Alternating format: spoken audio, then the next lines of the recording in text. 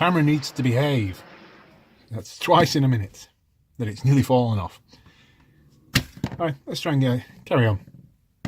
Okay, so it's that green. Looks nice. Happy with the colour. Happy with the colour mix of all three of them. Making a mess. Next one. It's your Primer Red. This is classic red oxide.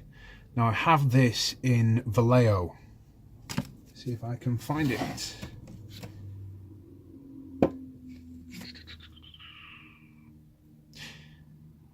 Now this classifies as a brown in Vallejo, but as I used to be commercial vehicle painter, I used to have can after can after can of red oxide, and this is a perfect match for red, or at least 21st century red oxide. I've sprayed a small patch and then brought it home and dropped some of this over. And the only reason you can spot a difference is tilting your patch in the light and seeing the different texture of it's been sprayed versus a dropper and a brush, brush strokes and stuff. It is a perfect match. Again, that perfect match might not match against a scale model. And sometimes after donkey's years in the ground, dirt, exposure to sunlight, it goes a pink colour sometimes, not always, but I've seen quite a pinky looking red oxide. But that, again, looks a little bit darker, but we'll see how it comes out. I'll do a colour sample match in a second. Panzer Grey, okay, that varied a little bit depending on who applied it, how much, whether it's applied in a factory or in the field. It's a nice Panzer Grey. Dark brown. Now, where does it say about dark brown on this? Desert brown. Is this your desert brown? No, dark brown. This is your second colour for your early war camo. Like when they went to Poland, the grey vehicles, most of the black and white pictures weren't actually just grey. They had either this or a dark green. Sturmill actually had dark green stripes on it. You can see when the markings on some of the pictures but yep, that was the other colour for early war Wehrmacht vehicles. Panzer Yellow, this is your, oh no, Panzer, this is your Desert Brown. This was the Afrika Korps colours. Best example of Afrika Korps colours is Tiger 131 is painted in this colour, or a very close approximation of this colour, although 131 is painted in a, well, you could say satin finish. It's not a matte finish because it's easier to clean a satin finish on a modern tank rather than, it doesn't need to be non-reflective. It's not going to be shot at. It doesn't need to give itself away. So, in the picture, in the sample, if you can see better now, there's no glare on it. It looks quite a good Afrika Korps yellow colour. It actually would maybe make just a great standard Panzer Yellow. So you can see in the sample, it just looks a bit brighter. But again, stuff like that is personal choice. I don't mind a bit of rivet counting, but it's your kit in the end. It's yours, it's mine. Paint it how I want. Paint it pink if I want. Paint it blue if I want. Last one is the second colour for some of the, again, Tiger 131 is overlaid in this. It's quite subtle. In this, it's quite visible in this. Under certain light, if you ever watched pictures of Tiger 131, at certain times, it's a very subtle difference. It's quite an obvious difference at times. It's almost totally different colours. What they refer to as khaki grey, graugrün, or grey green. Similar to khaki.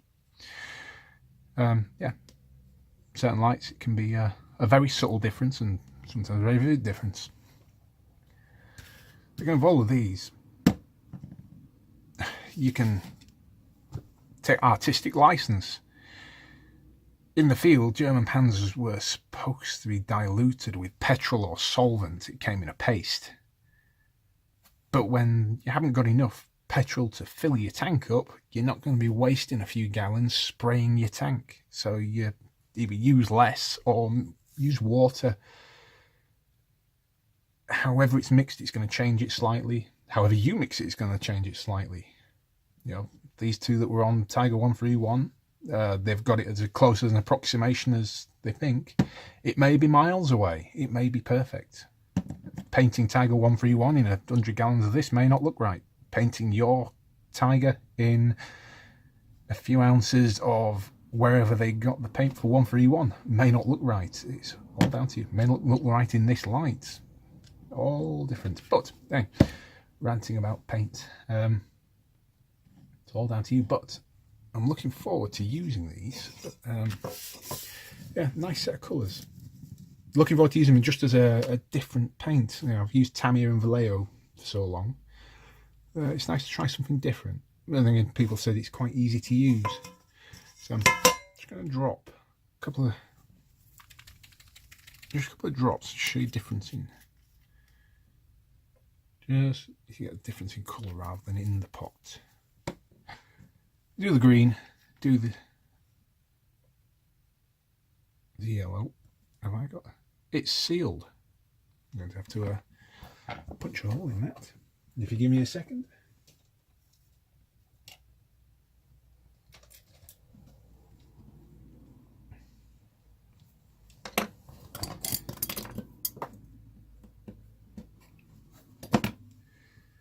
There we go. That is much thicker. I've got a mix of Model Air and Vallejo colour. So your Vallejo colour is thick. Model Air is almost thin enough to run through the airbrush. But that is very thick. That's almost like squeezing out a Winsor & Newton out of an oil paint. This is the red oxide. Again, that is what I consider a perfect match for red oxide. I'll pull it up towards the camera in a minute. It's a snip. Should really have. There you go. They've punched a hole through the top, but I'm just cutting the tip off these first three. I hadn't opened them. I didn't realise they were sealed.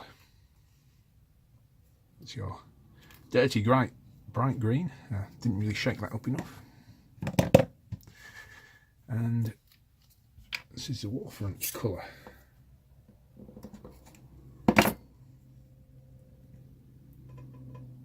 Again, really thick. So these will need thinning down quite a bit before they go through the airbrush. I don't know whether the pigment is, like Vallejo say, their Model Air pigments are finer ground than their normal model colour. Let's bring it up. Well, we're going to focus it in. Quite a considerable difference. Yeah, that's a very pale, it's very creamy compared to the, if you blend them in, they're not that far out. Again, a bit different to each other, but yeah.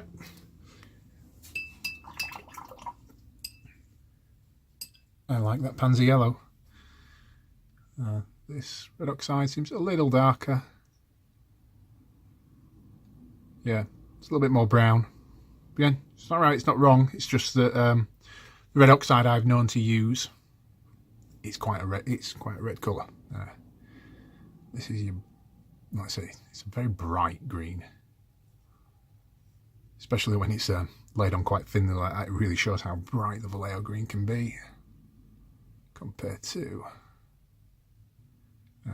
Yeah, it's quite a bright green as well because it's laid over white, you know, white lid. But there are your three differences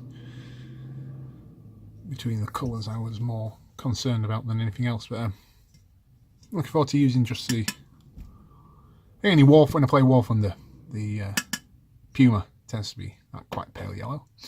So I'll put another video up whenever I had another play and a bit more time to sort of fiddle with them and let you know what I think. Alright, so catch you next time. Like and subscribe if you want some more of this.